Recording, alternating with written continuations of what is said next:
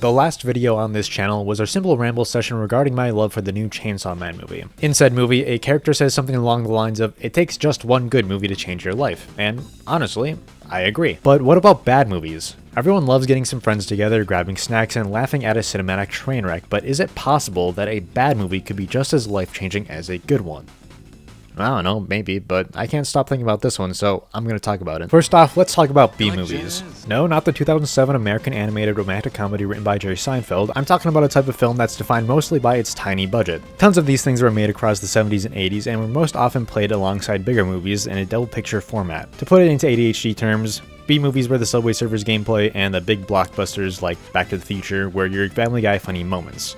Also, they didn't play at the same time, so I'm kind of realizing this analogy doesn't work as well as I hoped, but I'm also too lazy to make a new one, so we're gonna move on. A couple of well-known B-movies that you might have heard of are Little Shop of Horrors and Attack of the Killer Tomatoes. Fun fact, Attack of the Killer Tomatoes is referenced in the opening of Chainsaw Man. No, I won't stop talking about this series, and yes, I did bring up the tomato movie just so I could talk about Chainsaw Man. But enough about chainsaws and tomatoes, we're here to talk about Dungeons and Masters. What the fuck does that even mean? Why did I write that? The Dungeonmaster is one of these previously mentioned B-movies, and it might be one of my favorite films ever made. Made by Empire Productions back in 1984, The Dungeonmaster was released under the title Rage War, but was later changed due to games like D&D rising in popularity at the time. This movie also had like 7 writers because it was like an anthology of sorts, meaning they just made multiple separate movies that then came together to make one big movie. It didn't really work, but you'll see that in due time. For now, let's start where all good stories do, at the beginning. Allow me to present to you The Dungeonmaster. So this film opens on a really weird scene. Our main character Paul wakes up in some lab with a woman looking at him from the distance, and after he notices her, she just starts running away. Like, yeah, no, that's not creep at all. And Paul doesn't think so either, because he starts chasing after her. When he finally catches up to the woman, she strips naked and goes into a hole in the wall. Paul follows, and you can probably imagine what happens next. They start having sex, a group of zombie guys come out of the hell door that's behind them. One of them hits Paul with a punch it stole from Looney Tunes, and then they take the woman away before the opening credits play. Now I'm sure you have some questions, and don't worry, so do I. To start off, where the hell is this? Like, not in the movie, I mean like real life. Is it an abandoned prison? Like a military camp? Epstein's Island? Like, hey, I'm just saying, these hallways don't look like they're designed for adults to be walking through them. Other than that, though, this scene is actually kind of funny. Like, there's this part where the woman stands above Paul surrounded by smoke, and it just makes her look like Dio. And also, there's this other part where Paul comes across some metal bars that the woman's on the other side of. When I originally saw this part, I thought the woman was just able to magically go through the bars, so then Paul wasn't able to get to her anymore. But then the camera pans to the right to reveal it's an open gate, which means Paul just decided to sit there and look through the bars instead of continuing to chase after her for some reason. And as you'll soon see, this is only a glimpse into Paul's level of intelligence. Speaking of which, after the opening credits, Paul wakes up to his AI robot computer thing known as Cal, letting him know that he's late for work. Throughout the beginning of the movie, we see what uses Cal provides to Paul throughout his day, and from what I can tell, it can do pretty much anything. Like, we see it help Paul with his IT job. He basically uses it as a Google search engine. At one point, he uses it to take money out of an ATM, and apparently he can even use it to change traffic lights, and I feel like that has the potential to cause accidents. Oh, would you look at that? The light just switched to green. I can't wait to go home and see my wife and kids. Wait, did it just switch back to red? Paul gets home from work, and shortly after, so does his girlfriend Gwen, who is carrying groceries. And it's here where we get our first taste of the absolutely amazing dialogue that blesses this movie. Hi. Are you gonna help or what? Well, you got a lot of stuff. You want some help? Bro, why is your first response to your girlfriend asking for help with groceries asking if she wants help? Like, yeah, no shit, Sherlock. Why shouldn't you help your girlfriend who seems to be struggling? Like, what? Do you need to ask your supercomputer AI first to see if you should help her? But it doesn't stop there, no. Because Paul then pulls out some flowers he bought with the stolen ATM money and uses them to propose to Gwen. No kneeling, no ring, just flowers. She does end up seeming pretty happy about it, at least. Well, that is until Paul says his reasoning is, what was it? Look, it'll be perfect. I talked it over with Cal. It all adds up. You talked it over with Cal? Well, yeah. Oh, God. This is where we learn that Cal is actually causing some issues in their relationship. Namely speaking, Gwen accuses Paul of loving his machine more than her, and she expresses some distaste towards an experiment Paul was a part of that allows him and Cal to, link up. At one point, Paul tries to reason with Gwen by saying that Cal is what gives him an edge. What I've developed with Cal, it's what gives me an edge. But I don't think that helps his argument much because, given what Gwen's complaining about, I think Cal might be giving him a different type of edge than what's implied. Now, before I move on, this conversation does leave me with one question. Does this mean that the beginning scene wasn't a dream? Because, like, the dude wakes up attached to a bunch of medical equipment, which seems pretty experimenty to me. But if that is the case, then, like, who the hell is this? Is she Cal? If so, why is she a robot now? What does it mean that they can link up? Why did some zombies come out of the hell dimension to take her? The thing about any of this, though, is that none of it is ever brought up ever again. Not a single line is spoken about it ever again. Hey, so like after finishing the script, I looked into it more, and I guess the reasoning for this is the beginning scene was actually added later on, but that doesn't change the fact that it does seem like they tried to sort of tie it in with the movie, so I don't care. I'm still mad about it. After their small argument, the couple decides to watch some TV, and for some reason, Paul decides that now is when he should present Gwen with the ring, and puts it on her finger. Keep in mind, she still hasn't said yes.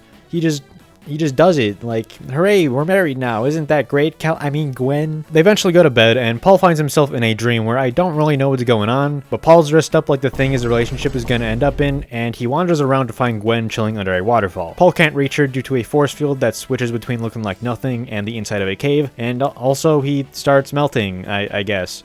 But if you ask me, it looks more like he got a bit too excited when Cal was, giving him his edge. He eventually reaches the point where he looks like Jeff Goldblum in The Fly and wakes up only to realize that Gwen is nowhere to be seen. Oh no, Gwen, where are you? Well, Cal, it looks like it's just you and me. Paul, help me! Look, let's piece this together, okay? Paul, these are real chains! All right, now, we were asleep, and I had this dream. Oh really? Which dream are you gonna tell her about, buddy? Because I'm pretty sure one of them is gonna make it so Cal isn't the only thing straining a relationship. A guy cosplaying Adam Sandler Dracula shows up and puts Paul back into his trash can cosplay before introducing himself as Mystima and stating that Paul is somehow a worthy opponent for him. He then uses the to summon a sword and gives Paul the title of Excalibrate. And I just gotta say, I love this guy. Not because the character is especially good or anything, but because, as you'll see throughout the movie, the actor playing him looks like he is having a great time with his role. On the contrary, we got Paul, who is able to make sense of the seemingly random name he's given, understanding that it stands for Cal. Cal. X-Cal B-R-8. Now don't worry, dear viewer, Paul isn't having a stroke. He's just recounting some information that we were only shown for 3 or 4 seconds in this one shot. Once Paul is done figuring out what his new name means, Cal, who is now fashioned to Paul's wrist, chimes in to let Paul know that Mystima has a couple of different names. Mystima equals Beelzebub, Belial, Satan. Bro, why do you go by Mystima? Satan is so well known. Cash in on that name recognition, dude. Mystima just sounds like something an astrology girl would name her firstborn child. But now that that's established, Mystima explains that the reason he considers Paul to be such a worthy opponent is that Paul's magic is something that he has never encountered. And Paul responds with this. Actually, it's not magic. It's man's ability to take science in order to... Here is how it will be. I, Mystima, have devised 7 challenges. Lose one, just one, and I shall have both your souls. Now, Gwen responds to this information in a normal way. Meanwhile, Paul responds by becoming a talking LinkedIn profile before being teleported to the first challenge. Look, I'm Paul Bradford from Zyrex. The first challenge starts with Paul stumbling into an ice cave. He hears Gwen call out to him, and they find themselves wandering through a cavern filled with statues of famous figures, such as Jack the Ripper, Einstein, and random werewolf. At one point, it gets really cold and Gwen starts freezing, but Paul doesn't, and instead falls into a pit of snow, but then it starts heating up, so then Gwen is fine, so it doesn't really matter in the end. Oh yeah, also the statues are alive now, by the way. Paul defeats a couple of them by figuring out that his new wrist computer can electrocute people that hit it, even though that was never stated, and then he pulls out his ultimate secret attack. Giant fucking rock. Unfortunately, this attack was only able to take out Jack the Ripper, so now what? How will Paul defeat the rest of these dubious statues? He steals a rock from Einstein, who's the only statue that didn't come to life for some reason, and then he uses it to blow up the rest of them because he just somehow knew that would happen. Nonetheless, Paul completes challenge 1 and gets brought back to Mystima. Your performance was quite good, Excalibrate. Where is she? Where's Gwen? Trust me. Yeah, well, I don't think so, Mistima. All right, I'll play your game. You are playing because you have no choice. Good point. Where's Gwen? Isn't love grand? I love this part so much. The long pauses, Mistima rage baiting Paul by just standing there, Paul not being able to think of anything to say other than where's Gwen. All of it's just so perfect. This exchange leads us to the second challenge, which starts with Paul getting ambushed by zombies. He manages to fight them off, but then encounters fucking Rat Spit. Yes, that's his name. Rat Spit summons more zombies, and Paul figures out that not only can he shoot lasers, but he can also use said lasers to shoot Rat Spit's crystal thing to defeat the zombies. Rat Spit summons a zombie that's supposed to represent Paul's death, and Paul tries beating it by aura farming, but it probably just dies from cringe because look at this. And Paul completes challenge 2. Also, this happens at some point, I guess. I reject your reality and I substitute my own. Yep, that's right. I'm sure a lot of people know about this already, especially since Adam Savage himself has made a video on it, but yes, this movie is where that famous line comes from. It's honestly pretty neat hearing the original line, but I don't think it was done super well, honestly. I might just be biased due to my hatred for Paul, but the line delivery was kind of weak, and even though if it sounds like it was supposed to be this recognizable or quotable line, it only really succeeded in that because of Mythbusters, but what do I know? Anyways, let's see what Paul's doing now that he's beaten challenge 2. Gwen, are you okay? This might come as a surprise to you, man, but I'm gonna go with a no on that. Lovely creature.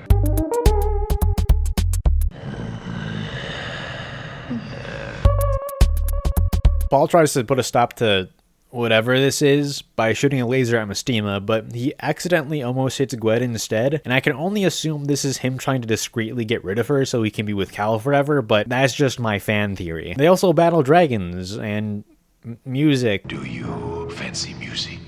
This is a piece of my own composing.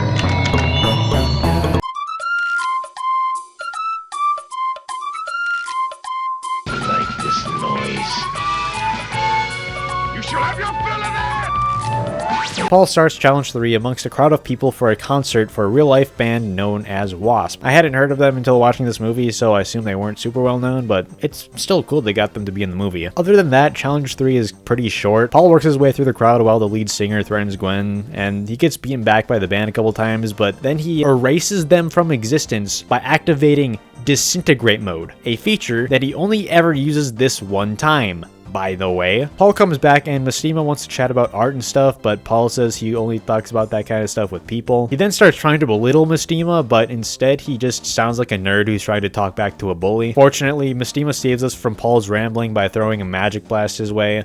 Paul retaliates by shooting a laser at him, but Mistima has an anti-laser force field made of a bajillion souls. Man, Paul, if only you had a disintegrate mode, that'd be pretty useful, huh? Anyways, Paul starts challenge 4 with Cal being taken from him while he's taking a little nap. And now we have a bit of an interesting situation on our hands. Ignoring the shot where the actor forgot to remove the prop from his wrist, this is the first challenge where Paul doesn't have Cal. So now we're left to wonder how he'll fare without. Yeah, never mind, Paul chases the people that took it for a bit, and they eventually put it down on some altar, which allows him to get it back. But all is not yet well, for you see, this is a trap that Paul has fallen for. So now he has to face this giant stop-motion golem. He shoots the crystal on its forehead and it dies.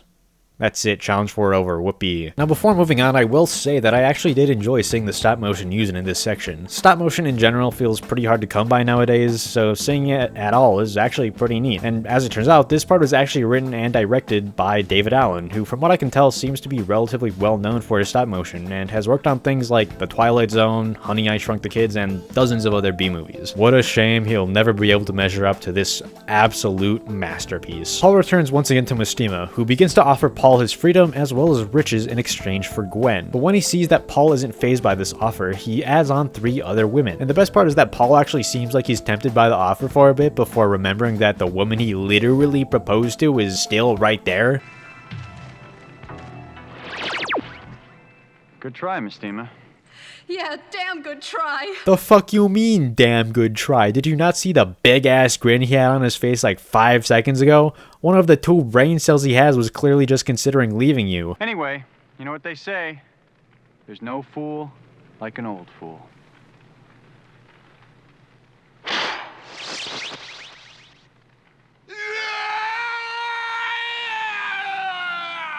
I just want to reiterate real quick just how much I love and appreciate the amount of energy that this guy puts into this role. Challenge 5 starts with Paul lying in the back alley looking like a homeless person who's trying to live out their glory days as a trash can mascot, and finds a newspaper stating that Gwen has been murdered. He then stumbles across the body of a random woman, which is when Mystima notifies him that the newspaper he found is actually from the future, and that he'll need to save Gwen before its headline comes into fruition. Unfortunately for Paul, some police officers find him standing next to the body he found, and they arrest him. But this is actually great for us, because the ride on the way to the police station is amazing.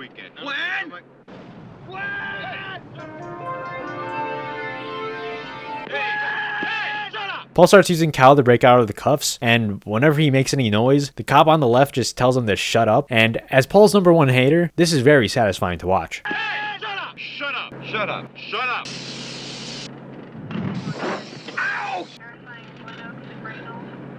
This car's got a bumpy ride. You guys could use some new shocks. You should kill yourself now! There's also this conversation between the two cops that feels really out of place because it's just them talking about donuts while they have somebody who they think is a murderer in the back. What am I eating? What? What am I eating? Donuts. What kind of donuts? Jelly donuts. I hate jelly donuts, man. Tell me. I never eat jelly donuts. Tell me next time. Paul eventually escapes and finds a spot to hide, and he uses it as cover while he figures out that Gwen's murder will take place at a nearby dance studio. So he takes off, showing that those after-work runs are good for something, and he defeats the murder with good old-fashioned lasers, saving Gwen before she gets killed. This is basically the end of the challenge, but as they're about to be teleported out, the murderer guy springs back up and starts swinging at them with a knife, even after they're gone. Eddie, did you see what I saw? Nope. Me neither.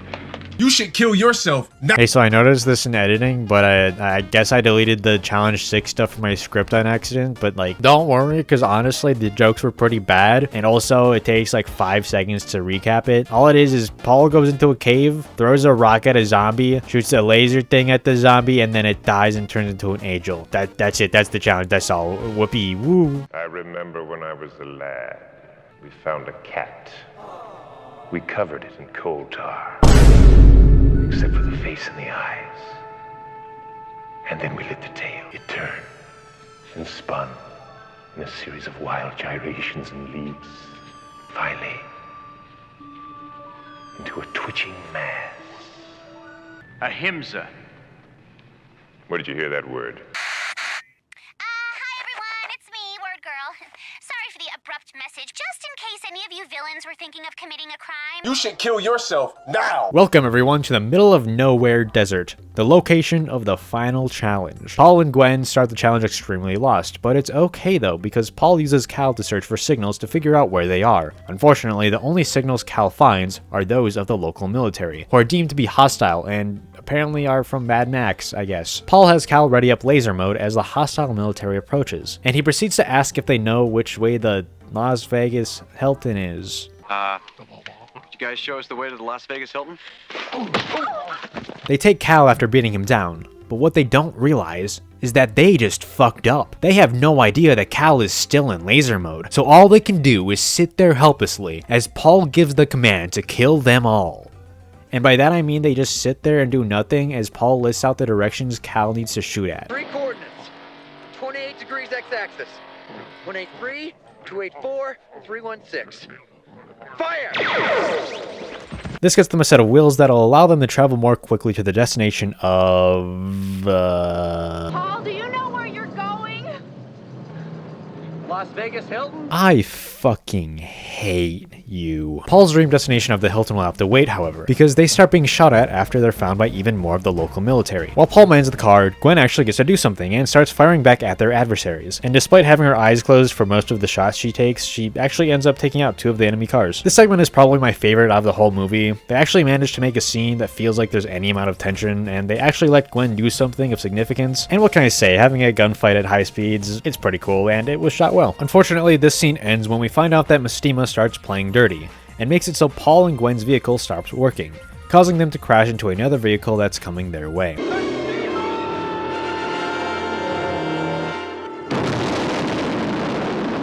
Now this collision somehow doesn't cause them to die, but instead they're taken back to Mestima, who reminds Paul that he lost, and that the challenge is over.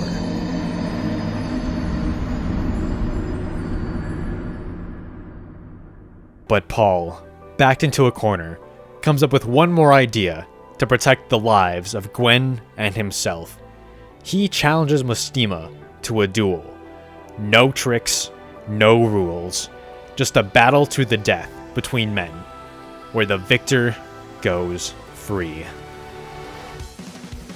Mestima begins the fight with a sucker punch against Paul, who gets knocked to the ground. He gets grabbed on a wake up and thrown towards a hill, but Paul still has fire in his eyes and dedication in his soul. He gets up, punches Mestima in the face, and dodges the following counterattack, using the opening that pushed Mestima down the hill. Paul follows and jumps on top of Mestima. They begin wrestling in an attempt to push each other off the nearby cliff, with both fighters giving it their all. It's impossible to tell who will come out on top. Wait, what happened? He was barely off the edge. How'd he fall? Well, I guess Paul defeats Mestima in their one-on-one brawl. There's a little bit where he also looks like he's about to fall off, but Cal just immediately saves him, so it doesn't really matter, and the couple gets to go back home safe and sound. Let's get married. Let's get what? Well, I talked it over with Cal and it all adds up. Look, I know this is supposed to be a sweet little callback to what Paula said at the beginning, but it doesn't really make sense to me, honestly. Like, I know Cal helped save your life and everything, but what's stopping things from going back to how they were? Paul's probably going to be even more obsessed with Cal now that he just used it to save you guys, and in case you need a reminder, dude was pretty obviously considering cheating on you 15 or so minutes ago. But with that, the credits play, and the movie ends. Was it life-changing? No. But despite how much shit I've talked throughout this video, I genuinely did enjoy this movie. Sure, there are some pretty glaring issues here and there and everywhere, but the thing is, I don't think this movie was meant to be good. I think it was merely made to be something that people could just watch while turning off their brain, and it succeeds at that. Despite the numerous shortcomings of this movie, you can tell that the people behind it genuinely cared about it, even if the final product was kind of a mess. And sometimes, that's enough. Thank you for watching, and I hope to see you again soon.